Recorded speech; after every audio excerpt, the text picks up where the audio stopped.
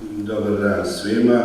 Ja sam se pripremio, mislio sam da je ministar ovde, pa neke stvari da mu pomognem za nas, za našu struku, međutim vidim da nije tu, pa ćemo da vidimo šta će da urodi ovaj govor. Poštovani studenti, srećan vam praznik. Pozdravljam sve prisutne koji su došli da uveličaju ovaj dan studenata.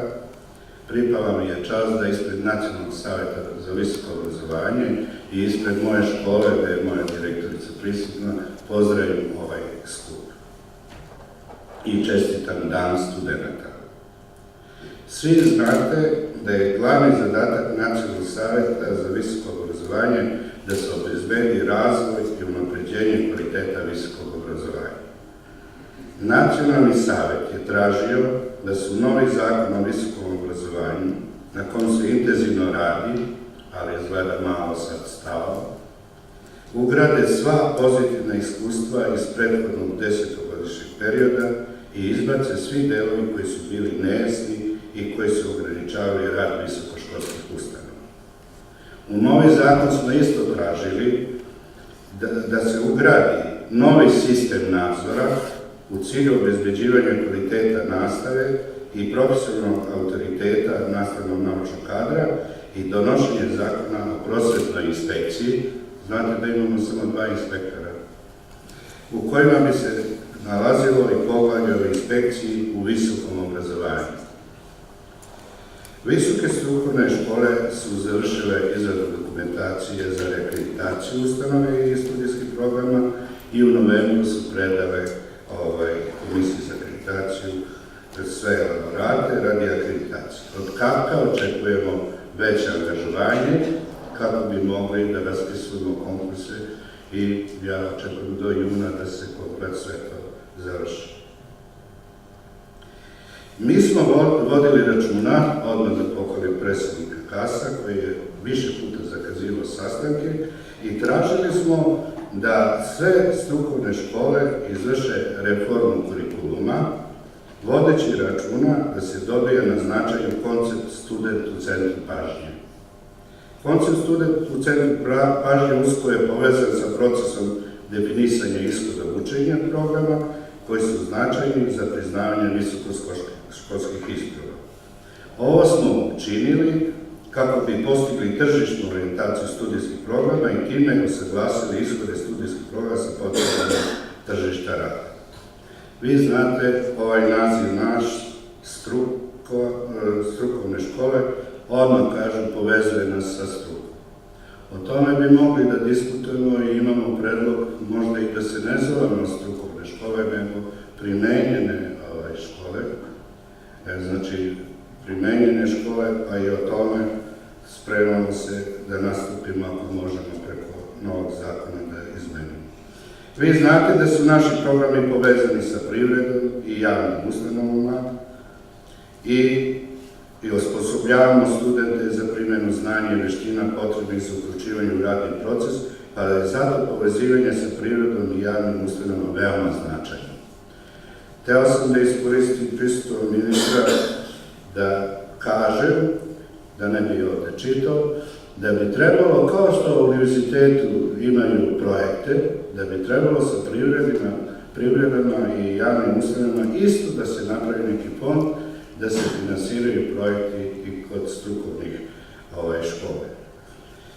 Mi smo strukovne škole mnogo uključene u tempusu. Evo, na primjer, moja škola ima 6 tempusa i 1 tempus smo nosioci i da vam kažem, mi smo sposobili laboratorije za mašinstvo, termotehniku, energetsku efikasnost, građansku fiziku, multimedije, ekologiju, tehnološko ispitivanja, bezbednost i zdravlje, znači komplet i stvarno imamo šanse i trebalo bi država i Ministarstvo prosvete da nam da podršku svima da uvede preko privrede i javnih ustanova finansiranje projekata.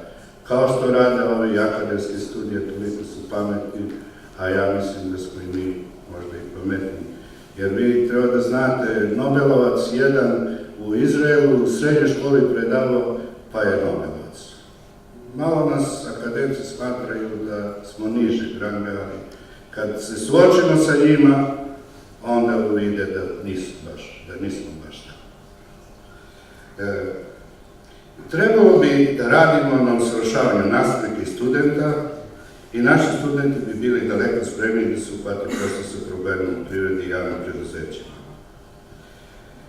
Dalje, radna grupa sastavljena od članova Komisije za akreditaciju Nacionalnog saveta je napravila reviziju standarda, gde smo u najvećoj meri zadržali strukturu i sadržaj postojećih standarda. KAS je predao primedbe na te standarde, KONUS je predao i na sledećoj sednici očekujemo usvajanje novih standarda. Zašto je ovo važno? Važno je jer nam Nacionalni savet stopirao akreditaciju studija na daljinu i visokoškolskih jedinica, tako da aktiviranjem tih standarda odmah možemo da tražimo i akreditaciju i tih